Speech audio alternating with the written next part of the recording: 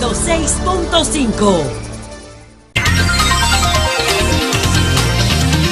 6:58. Buenos días, dominicanos, dominicanas, ciudadanos y ciudadanas del mundo. Julio Martínez Pozo, los comentarios de los temas más importantes en el programa de mayor influencia de la Radio Nacional. Este miércoles 21 de febrero del año 2018. Buenos días a todo el equipo del Sol de la Mañana.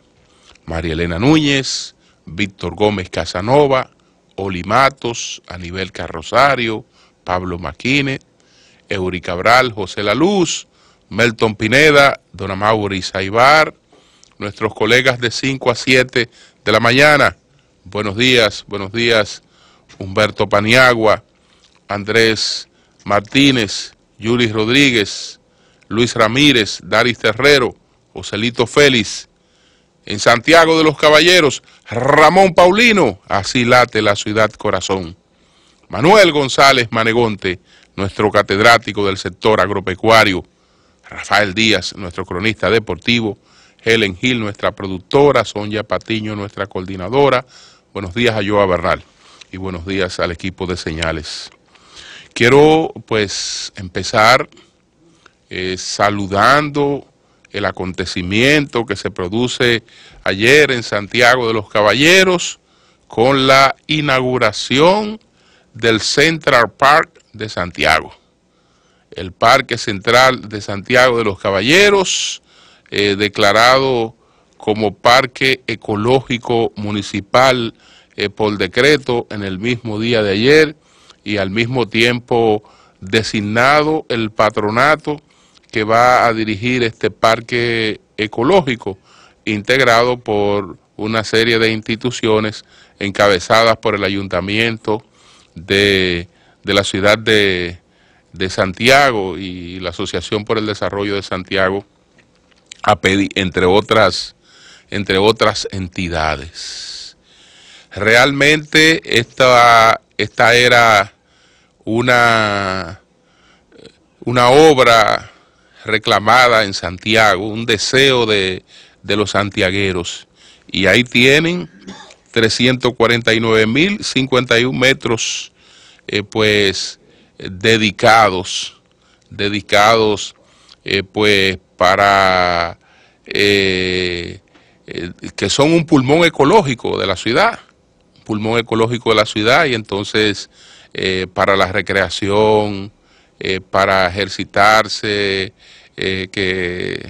deporte, para la entretención. La verdad es que esa es una gran riqueza, y es una riqueza democrática porque está al servicio de todas las personas, no importa cuál sea su posición social. Entonces ahora eso lo que requiere es buen mantenimiento y seguridad para las personas que han de usarlo diariamente, miles de personas que han de usarlo diariamente. Este es un privilegio.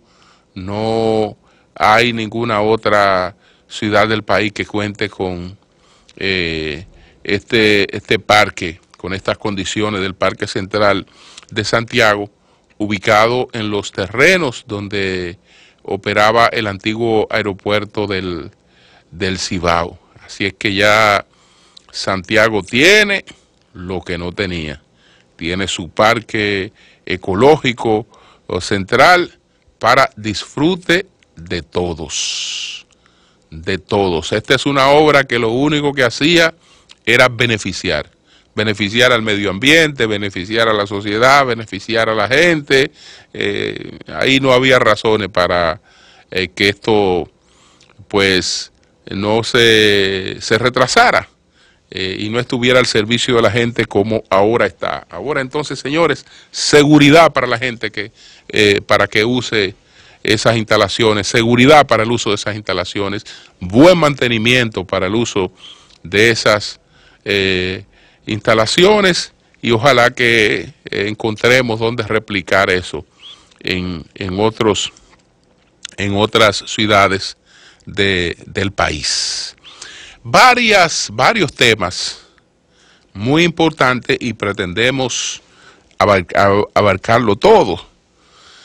Y voy a empezar por la carta de los obispos con motivo del 174 aniversario de la independencia de la República. Estas cartas pastorales tienen un referente que siempre está contenido en todas, es decir, el clamor por la justicia, el clamor contra la impunidad, básicamente aquí hay una insistencia frente a todos los problemas que está confrontando el país en fortalecer lo que se llama la educación en valores. Lo que pasa es que esos valores están cada vez más, digamos, cuestionados, y hay una parte de la sociedad que se mueve en función de otras cosas, y ya pues también hay situaciones que esos propios valores lo colocan en serios cuestionamientos, pero bueno, hacerse eco de ellos, repetirlos, nunca sobra. Ellos dicen, entre otros puntos, que ratifican su compromiso con la vida, y ahí reivindican lo que se logró establecer en la Constitución dominicana, de que el derecho a la vida empieza con la concesión hasta que se produzca la muerte natural de la persona. Entonces, la Iglesia se reafirma contra el aborto y se reafirma contra los feminicidios, se reafirma contra cualquier tipo de asesinato, porque eso está sustentado en su criterio sobre el derecho a la vida. Entonces dice, no es posible que infravaloremos ese derecho al extremo de no impresionarnos con los feminicidios, que lamentablemente al hacerse ya una noticia cotidiana, la gente solo se alarma cuando tienen componentes ya tan draconianos como el caso que ocurrió del individuo que asesinó a la esposa y a tres menores. Entonces aclara que no se opone a la educación sexual, que por el contrario ha planteado que se incluya, que haya educación sexual en las escuelas, pero ellos hablan de una educación basada en valores. Y ahí es que está la limitación, porque lo que nosotros queremos pregonar como valores en una sociedad que ha cambiado, pues esto es un mensaje que llega justamente a quienes comparten esos valores, pero probablemente a quienes necesitan que el mensaje le llegue, no le llega. No le llega porque ya hay cosas que se dan y se dan de manera inevitable. Entonces, ¿cuál es el límite de la educación sexual en las escuelas? Bueno, que las iglesias quieren ir a pregonar que la relación sexual hay que, pues, debe producirse ya en una edad adulta, que hay que dilatar la relación sexual, y que además la relación sexual requiere del matrimonio. Entonces usted va y le pregona eso a los muchachos en las escuelas, lo pregona por aquí, lo pregona por aquí, lo pregona por allí, pero los muchachos entonces escuchan eso, pero de todas maneras inician su vida sexual temprana.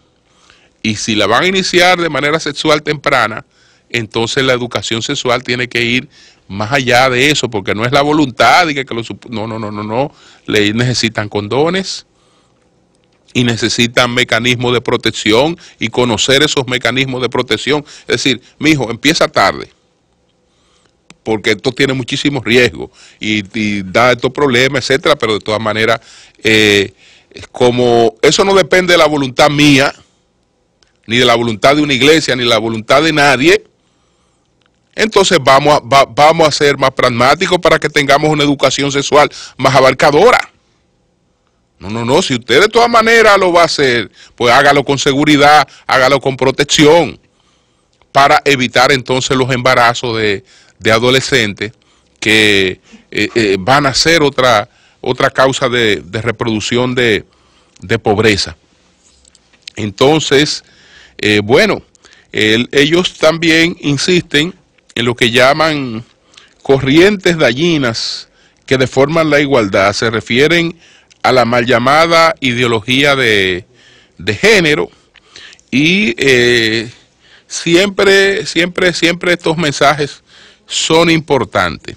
Lo único que veo en estos mensajes es que la iglesia se reitera como una institución que no admite que también pues tiene cuestionamientos y que frente a esos cuestionamientos tiene que ser autocrítica, que no se trata solo de buscar y de ver la paja del ojo ajeno, que también hay que ver las vigas que hay en el propio ojo. Y yo creo que un documento es mucho más sensible cuando un documento está desde una visión autocrítica, que la veo que escasea mucho en estos mensajes de la iglesia, que sí tienen sus puntos también, pues, importantes. Así es que esta es parte de la pastoral con motivo del 174 aniversario de la independencia nacional, emitida por la Conferencia de los Obispos de la República Dominicana. Por otra parte, quiero pasar al caso Faña, José Ramón Peralta. De hecho, ayer hubo 2 decisiones judiciales favorables a José Ramón Peralta. La primera de esas decisiones es la de el juez de instrucción especial, el juez Juan Hirohito Reyes, que ratificó un archivo que había producido la Procuraduría General de la República en relación con una querella de lácteos dominicanos que incluía a José Ramón Peralta. Entonces la Procuraduría General de la República había producido un archivo, ese archivo fue recurrido por la parte interesada y fue a conocimiento de la Suprema Corte de Justicia. Entonces el juez de instrucción especial, el magistrado Hirohito Reyes, ratifica el archivo y esta vez incluso no solo ya con la misma posición del Ministerio Público, que era que había producido el archivo, sino también con el planteamiento por parte de la parte querellante de que no tiene interés en la presencia de José Ramón Peralta en ese caso, por el hecho de que ha figurado en un expediente como parte de una comisión que desde el principio de Danilo Medina, por decreto, no es parte de esa comisión. Y entonces esto se ha ventilado y creo que eso es un asunto que está muy claro. A usted no se le puede perseguir por algo de lo que usted no forma parte, o si formó parte, formaba parte como parte del ministerio, pero si desde el principio usted se ha excluido de ese mecanismo, desde luego que no es parte de ese mecanismo. Y de ese punto de vista se trata de una decisión correcta. Por otra parte, entonces, está el caso Faña.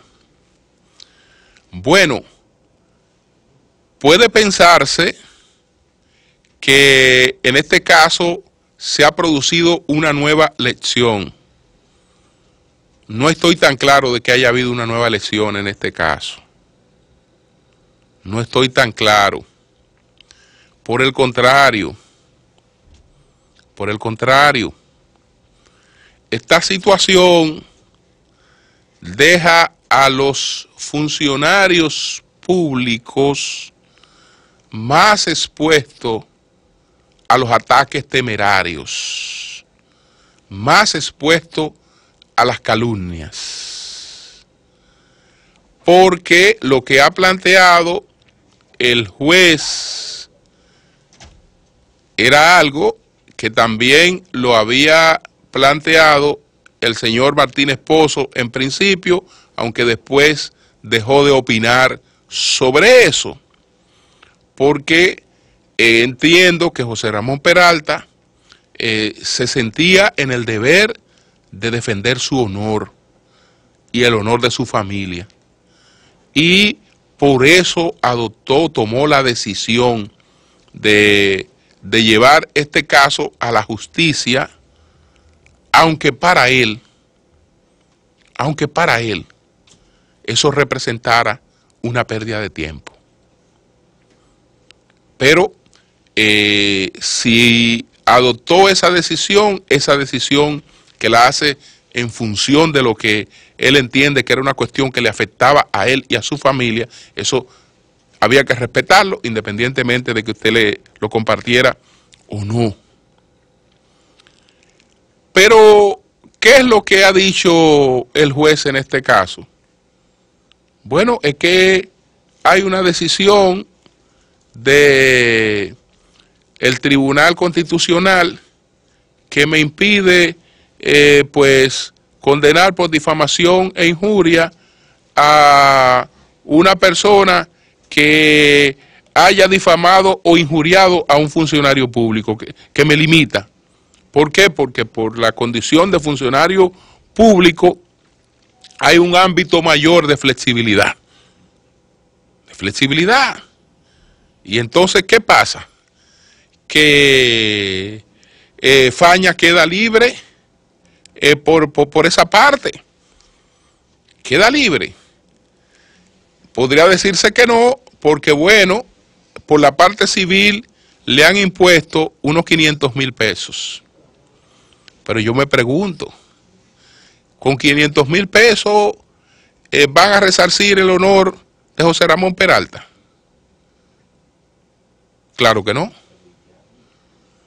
Los abogados de José Ramón Peralta, que con eso tampoco pretendían resarcir el honor, pero por lo menos estaban reclamando una indemnización que fuera significativa, aunque él le diera un uso para fines donativos, por ejemplo, porque no creo que le tuviera ni está interesado en medio peso de eso. No tiene la necesidad ni está interesado en eso. Pero los abogados de José Ramón Peralta plantearon 14 millones de pesos y 8 meses de prisión. Ya lo de la prisión, el juez lo descarta por la despenalización, por el hecho de que se trató de planteamientos contra un funcionario público. Entonces, bueno, 500,000 pesos. Bueno, si es así, no hay riesgo en difamar a un funcionario público. No hay ningún riesgo. Usted se imagina lo que cuesta una campaña. Lo que cuesta una campaña, que todo el mundo sabe lo que cuesta una campaña. Y entonces en un momento determinado que se requiera producir una difamación, eso no es problema. Eso no es problema porque esos 500,000 pesos, eso es parte del presupuesto de una campañita que se vaya a hacer contra cualquier persona que es de varios millones de pesos. Entonces, realmente, si vemos lo que Faña dijo y el costo final de haberlo hecho, si vemos lo que hizo Marco Martínez y el costo final de haberlo hecho, entonces estamos hablando de que no es cierto que se han producido elecciones. Porque ese tipo de sanción que ha recibido Faña por haber dicho que un funcionario pues forma parte de una mafia, de una cuestión, es insignificante. Eso es insignificante. Entonces, ciertamente queda a satisfacción de José Ramón Peralta el hecho de que el juez estableció con claridad que este señor no pudo probar las imputaciones graves que hacía contra él. No la pudo probar. Entonces eran alegres. Eran alegres, eran difamatorias y eran injuriosas. Bueno, pero como usted es un funcionario público, a usted se le puede injuriar, a usted se le puede difamar. Ese es el mensaje que realmente ha quedado ahí. Ha quedado ahí. Lo otro es que condenan por 500,000, pero venga acá. Venga acá, pero los abogados cuestan más que eso. Uno de esos abogados cuesta más que eso. Mucho más que eso. Eso no es problema. Ahí no hay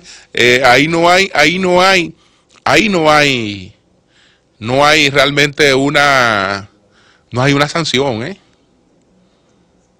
Ahí no hay una sanción. Ese es mi punto de vista, aunque sí quedó claro que esas imputaciones fueron injuriosas.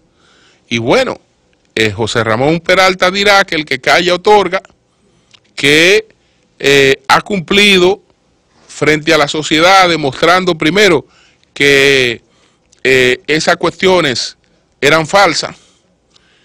Él tuvo la responsabilidad de llevar su proceso, siempre estuvo presente, siempre dio la cara, y ahora esto va a otros grados de jurisdicción, porque tampoco se ha terminado ahora. Esto es primer grado, pero hasta ahí. Miren, señores, quiero pasar al caso Van Troy, al caso Boció. Van Troy Suazo y caso Boció. Miren, con el caso de Van Troy, quiero que no veamos este caso solo en esta coyuntura, sino que veamos este caso hacia el futuro. Ahora, está claro que el presidente Danilo Medina no conocía de la información sobre la medida de coerción contra Van Troy.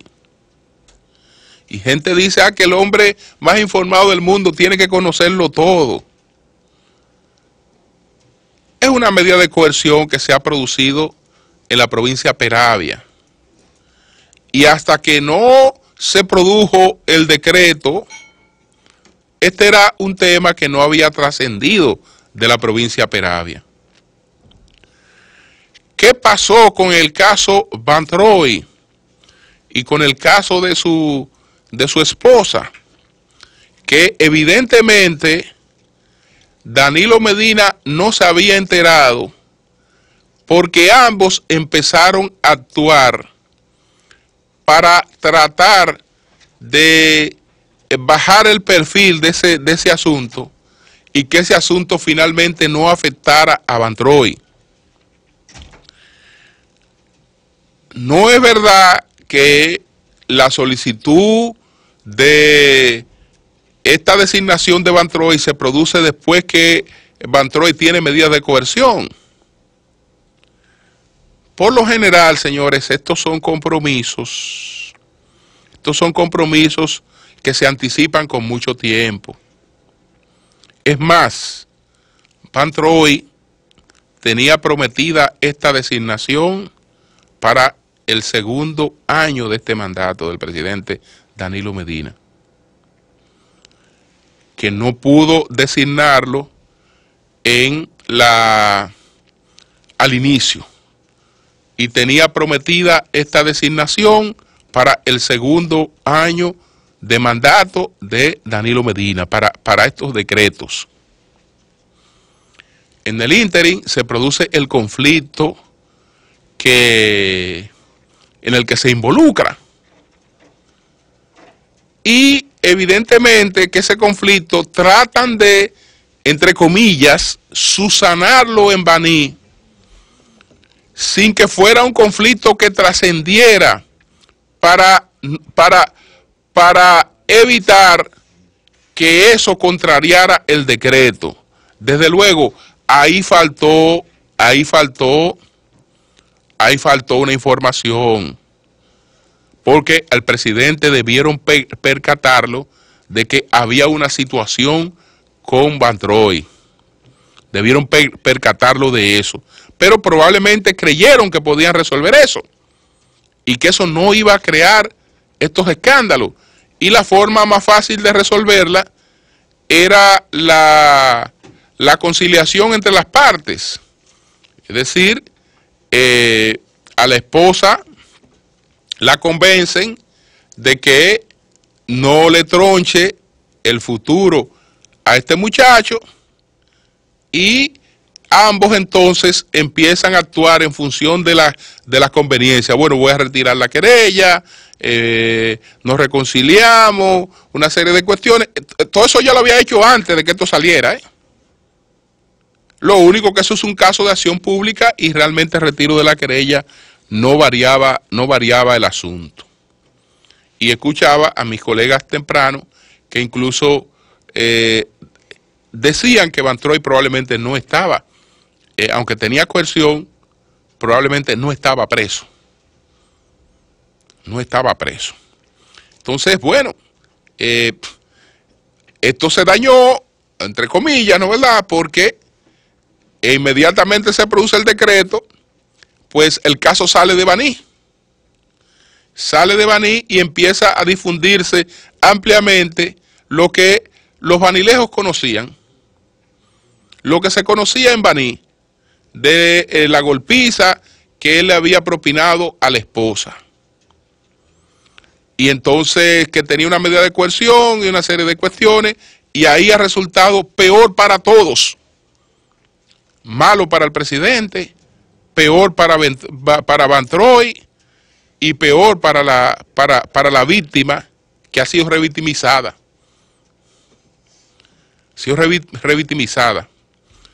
Entonces, lo que yo quisiera es que proyectemos esto hacia el futuro. Porque miren, ya este joven está pagando las consecuencias de haber dirimido un conflicto de la manera peor que puede dirimirse una situación. Y ya lo está pagando con un expediente, con medida de coerción y con un daño a su carrera política. Con un daño probablemente irreversible a su carrera política. Él lo está pagando, y qué bueno que lo pague. Qué bueno que lo pague. Pero, señores, en ambos casos, eso tiene que ser trabajado más profundamente, porque después de todo son dos vidas jóvenes que tienen que la sociedad no puede conformarse solamente con el morbo de criticar y de mofarse. Veamos un escenario posterior a este conflicto. Un escenario posterior, ok. Esta pareja sigue mostrando que hubo cierta reconciliación, pero ya las cosas que se han producido ahí, si no hay tratamiento,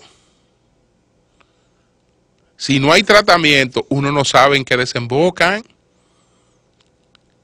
porque ahora lo que antes se conocía en 4 cuadras de Baní es un asunto nacional. Es un asunto nacional, es decir, y eso afecta a Van Troy y la afecta a ella. Y la afecta a ella porque solo la fiscal y la juez sabían que Van Troy había llegado a su casa y había encontrado una persona. Eso era de conocimiento solamente de lo que estaban tratando ese tema. Hoy ya es un tema nacional que afecta en el futuro a esa pareja. Afecta en el futuro a esa pareja porque ese es un elemento que va a estar ahí presionando siempre en una sociedad machista. Bueno, pero a consecuencia de eso, la persona reacciona de manera bestial, tiene que sufrir medidas de coerción como debe sufrirla y una posible condena como debe sufrirla, pero al mismo tiempo se arruina su carrera política por el momento. Pero ahí hay una serie de resentimientos que yo no quisiera ver un segundo episodio ahí de conflicto, porque un segundo episodio de conflicto no queda bien.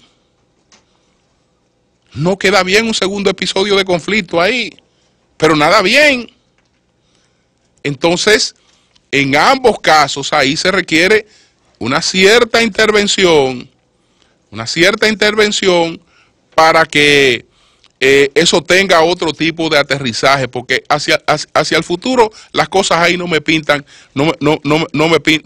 nada bien si eso se dejara sin la intervención profesional y ayuda de amigos cercanos y de gente experimentada que pueda ayudar a superar esta cuestión,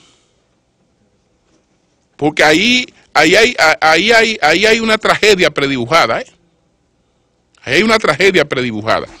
Entonces, con relación al caso de que, por cierto, todos podemos dar cátedra de cómo manejaríamos una situación así, pero lo que hay es que estar preparado, y ahora que se habla de educación en valores,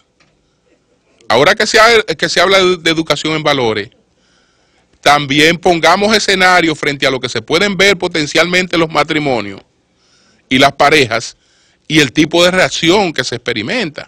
Pongamos esos escenarios para que también estemos preparados para reaccionar frente a cualquier cosa. Sepamos que entre dos seres humanos se puede producir cualquier cosa. Entonces, ¿cómo usted reacciona? ¿Cómo usted reacciona? Porque cualquier cosa se puede producir. Ahora, ¿cómo usted reacciona? Entonces, hay que estar preparado frente a eso, como hay que estar preparado frente a la posibilidad de que usted lo atraquen. ¿Cómo usted va a reaccionar? ¿Cómo va a reaccionar? ¿Va a reaccionar violento? ¿Cómo va a reaccionar? Hay que estar preparado. Entonces, esa es una cosa que hay que preverla. Lo otro, bueno, yo no puedo decir que con relación a Boció ocurriera lo mismo que con relación a Van Troy. Es decir, Danilo no sabía de la coerción de Van Troy. Si lo sabe, no se va a buscar esta cuestión necesariamente. El cuestionamiento necesariamente y a cambio de que no. En el caso de Boció, hay una situación de que esta persona tiene el caso de referencia, es un caso del año 2007. Estamos en el 2018. Han llovido 10 años, más de 10 años sobre esa situación. Han llovido más de 10 años y compromisos de 2 campañas. 10 años y 2 campañas, en la que una persona que todo el mundo sabe que es un cuadro de ese partido, fundador de ese partido, que no es de la gente, no, es del partido Juan Bosch, porque era un cuadro del partido Juan Bosch, activista nacional, de ese partido, fundador de ese partido. Pues tuvo una situación, me imagino que habrá pedido una oportunidad,